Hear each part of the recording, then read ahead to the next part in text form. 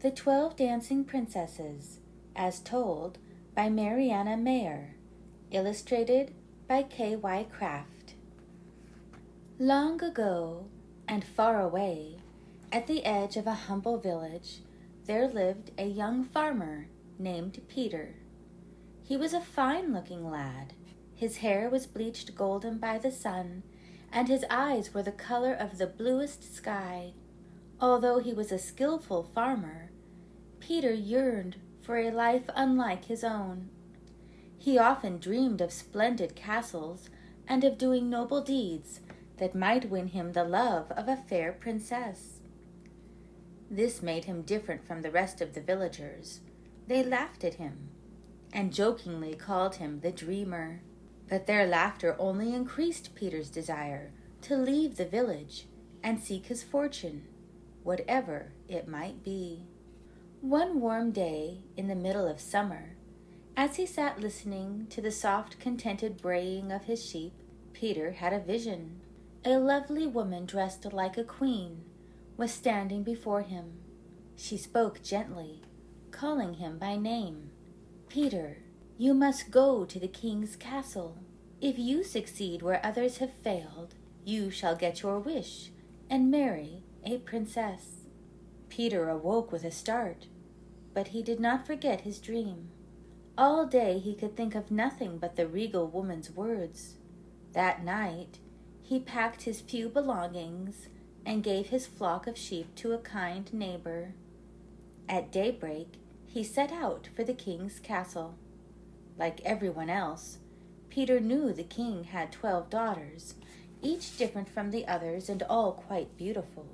Each princess had many suitors who asked for her hand in marriage, but the 12 sisters always refused every one. Since they had been very young, all the sisters slept in a large hall, their beds standing one beside the other.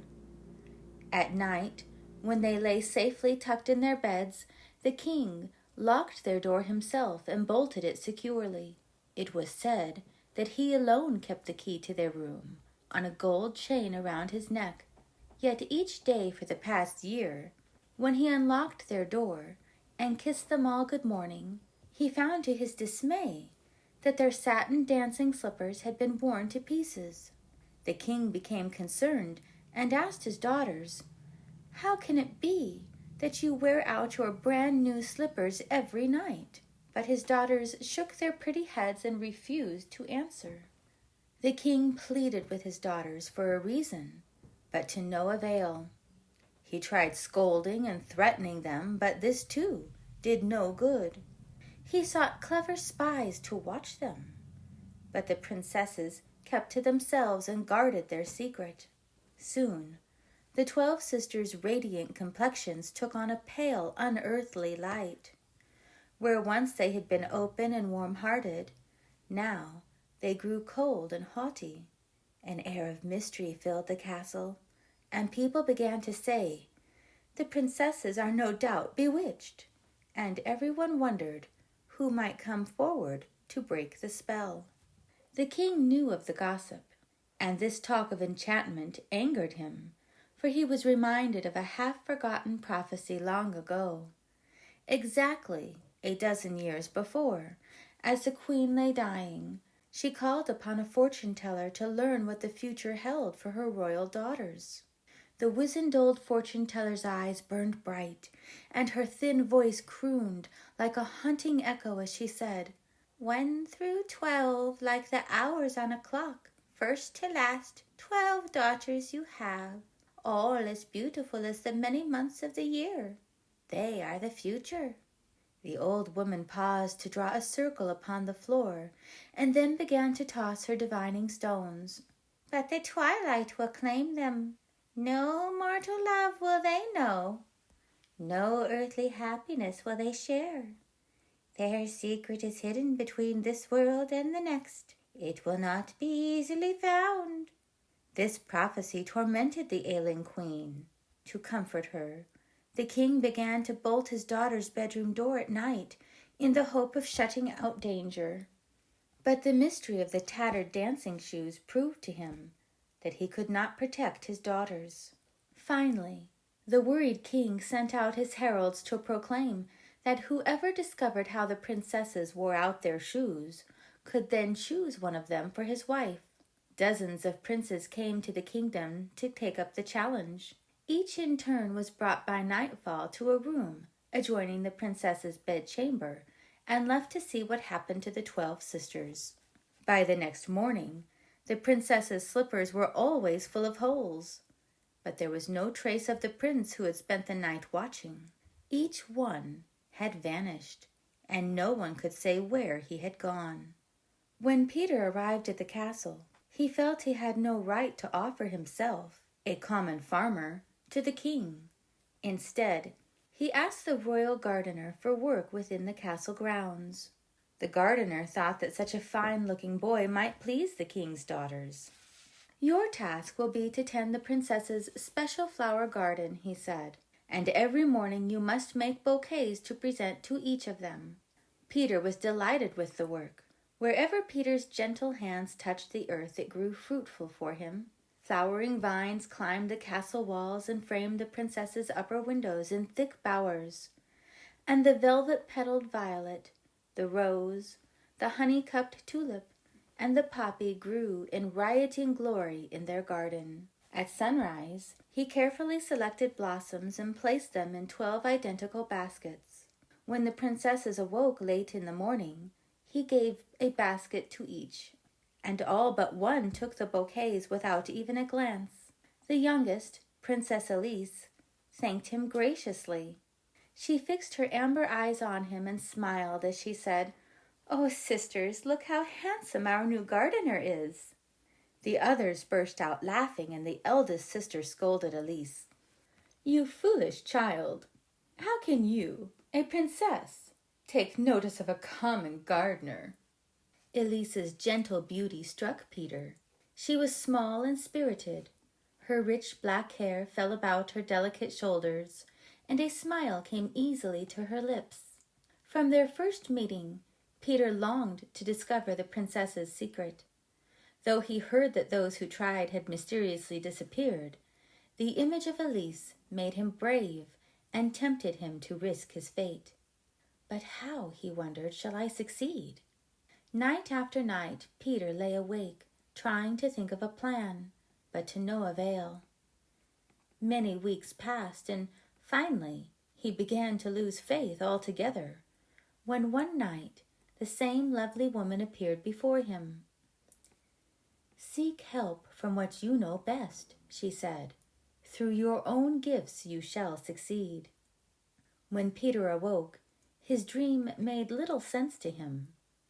Then one day, while working in the royal garden, Peter found a small silver-green plant struggling to grow among the weeds he was clearing.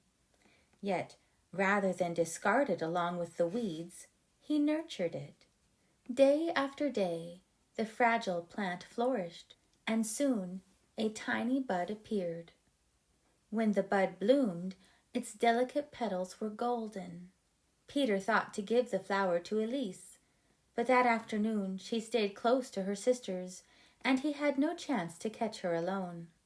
Disappointed, Peter took the flower to his own room, and standing before a mirror, he placed it in his buttonhole.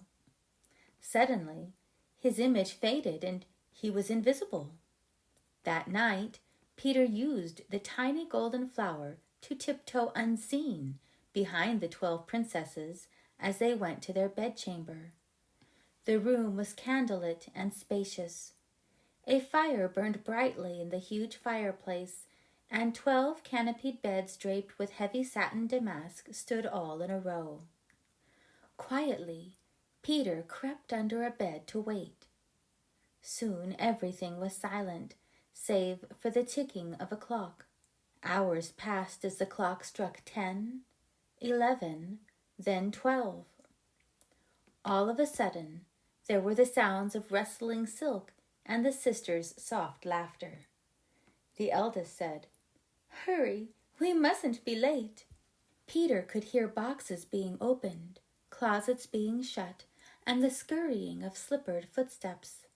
Finally, the eldest whispered, "Now, "Are we all ready?"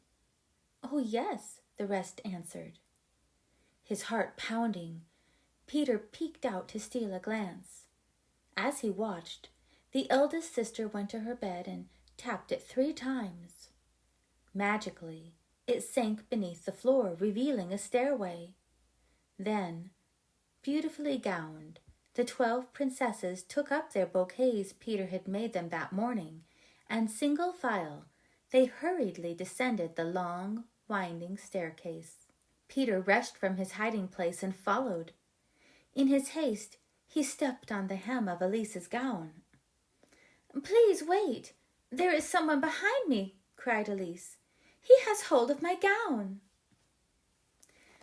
"You silly baby, you are afraid of your own shadow tonight," said the eldest, looking back at her. "There is no one there. You have simply caught the hem of your gown with your heel." Though she was unable to explain her uneasiness, Elise kept looking behind her nervously. But despite her fears, like her sisters, she could not resist going on. The princesses continued to drift gracefully down the staircase, which took them to the threshold of a world outside their own, a strange and wonderful twilight kingdom. The eldest sister opened a gate covered with vines, and a little silver forest stretched ahead of them. They quickened their steps as the moon led their way down a narrow footpath. Silently, Peter pursued them. Warm, fragrant breezes scented with jasmine filled the air, and under the moonlight, pure silver leaves sparkled and danced like musical chimes. Very faintly, Peter heard the sound of violins far in the distance. Drawing clear of the silver trees, they soon came to a dazzling forest of gold. Thousands of gold leaves caught the light of the moon, and it seemed to be bright golden day instead of silver night. The music was clearer now, and Peter could just catch the sounds of instruments playing a beguiling tune. Next, they crossed to another forest, more stunning than the others, where glittering diamonds clustered upon every leaf. It was as though all the stars in the heavens had come to rest upon these leaves. The music grew stronger still, and all at once the sisters began to run toward the sound. At last, breathless, they arrived at a large lake. On the shore, 12 small boats stood awaiting them, and in each a fine prince was seated. Peter quickly sat himself beside Elise. Grasping the oars, the princes began rowing smoothly across the lake. Elise's boat went more slowly than the rest, since it held an extra passenger. "Why is it that our boat lags behind tonight?" she asked her partner. "I don't know, but I must row with all my strength, and still we are the last," replied the prince. As they neared the other side of the lake, Peter saw a splendid black marble palace brilliantly lit at every window. The moment the boats touched shore, the music swelled and quickened. Violins, harpsichords, drums, and cymbals joined together to create an irresistible dance melody. The princesses took hold of their partners' hands and eagerly skipped into the palace.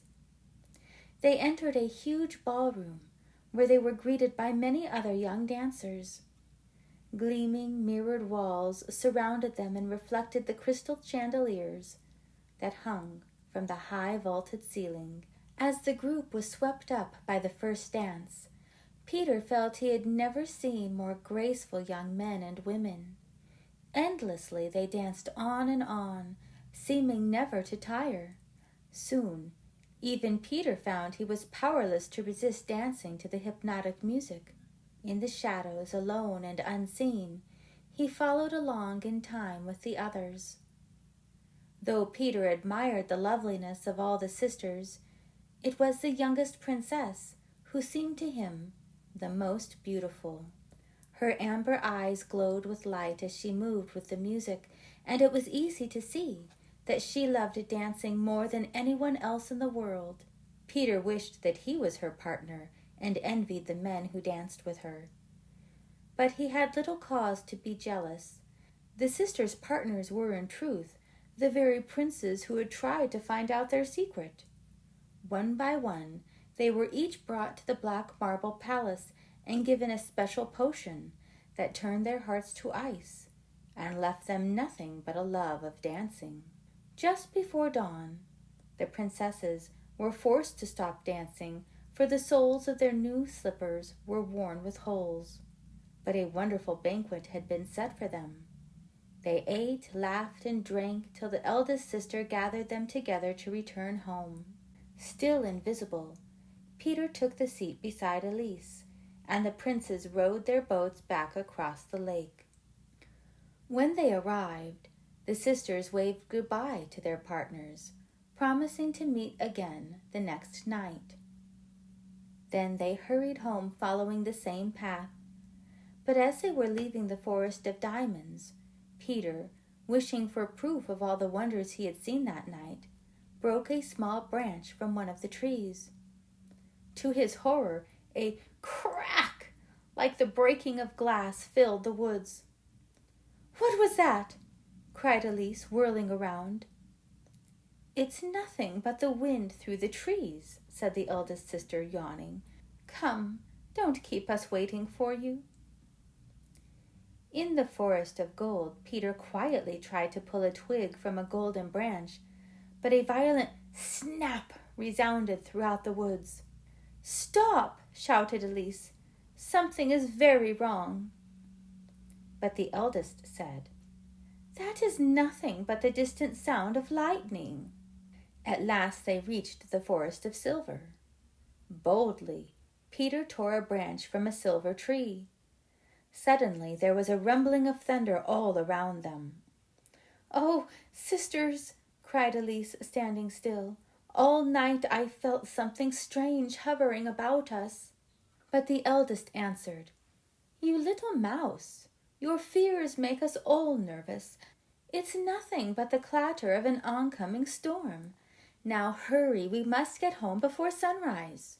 While she was speaking, Peter was able to slip ahead. He ran up the staircase to the princess's room.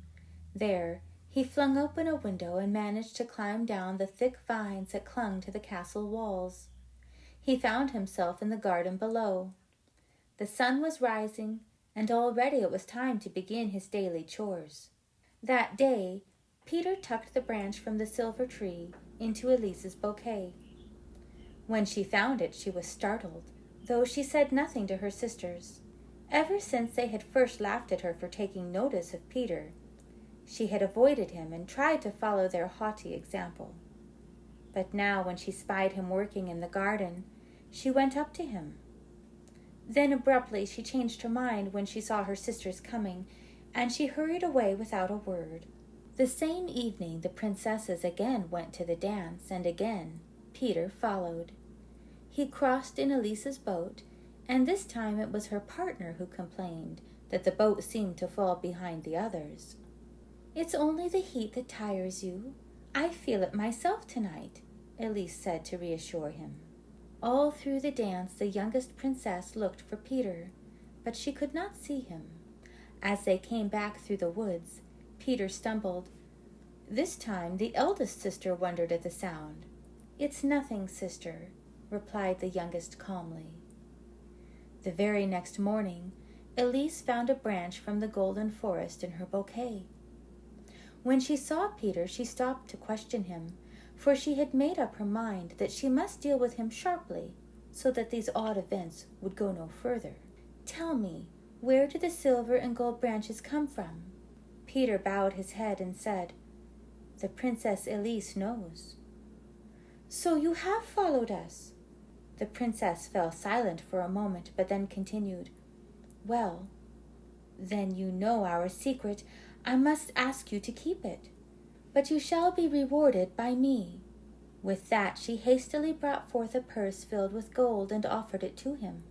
"Princess, I am your humble servant. I need no reward from you," said Peter quietly. Humiliated, he turned away from her and walked on without touching the gold. For 3 whole nights Elise neither saw nor heard anything out of the ordinary. But on the fourth day, there was a branch from the diamond forest in her bouquet. Immediately she went to Peter. "You know what the king has promised to pay for our secret, do you not?" she asked him. "Yes, your royal highness, I do," replied Peter. "Are you going to tell him?" Peter shook his head. "No, princess." "Is it because you are afraid?" "No, princess, I am not frightened." Elise's eyes flashed with anger as she said, "Then whatever is the reason?" But Peter could not answer her. Blushing, he hung his head and would not meet her eyes. Elise's sisters saw her talking with the garden boy, and they began to tease her. "Next, you'll be helping him pick flowers for our bouquets," said one. "Indeed, there can be no doubt she's falling in love with the garden boy," said another, laughing. Elise was so embarrassed that when Peter presented her bouquet the next day, she rudely refused it. However, he was always in her thoughts, and this troubled and confused her. Finally, she decided she must tell her sisters everything. The other princesses were furious when they were told.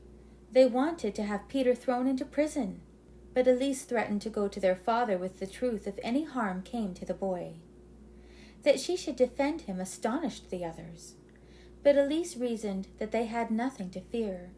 "After all, he hasn't betrayed us, has he?" They could not deny it. So the 12 sisters devised a plan they could all agree upon. They would invite Peter to the dance with them, as they had the many princes, and there give him the same potion the others had unwittingly taken. Then they sent for Peter, but he knew only too well what they intended, for his golden flower had helped him once again. Without the princess's knowledge, he had overheard their discussion. Now, sad but resigned, he came before them. "I would be honored to attend," was all he replied when the princesses invited him. He had decided if this was what Elise wished, he would not resist.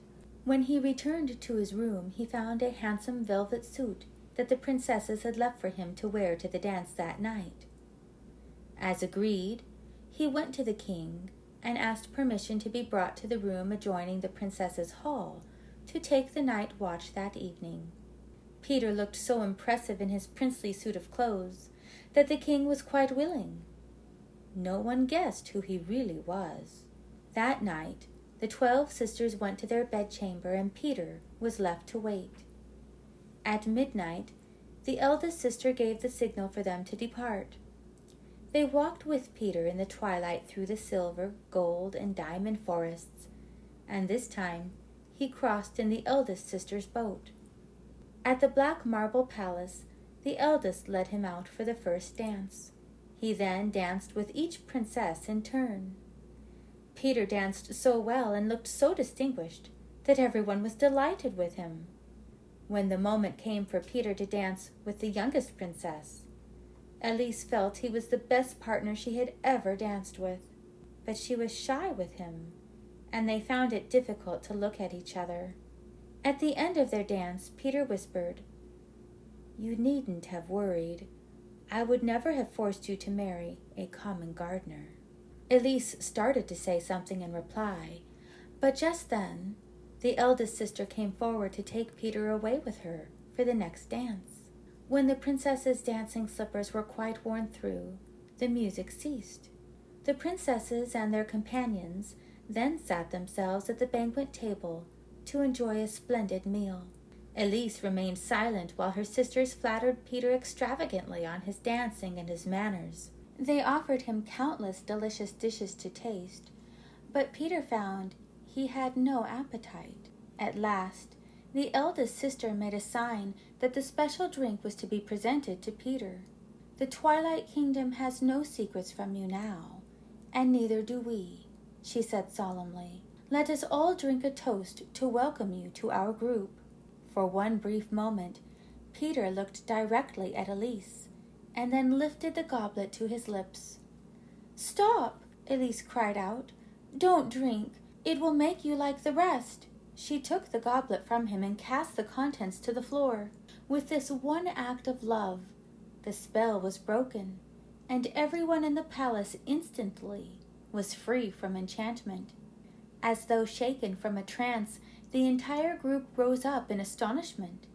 The prince's icy hearts melted, and they were themselves once more. Filled with sudden relief, the sisters embraced each other, and quickly they all made ready to leave. The 12 boats were crowded as they crossed the lake. That night, no one was left behind. Together, everyone passed through the beautiful forests, and when they reached the staircase leading back to their own world, the sounds of crumbling stones could be heard in the distance. Elise squeezed Peter's hand, saying, "We shall never be able to enter the Twilight Kingdom again." "Does that make you sad?"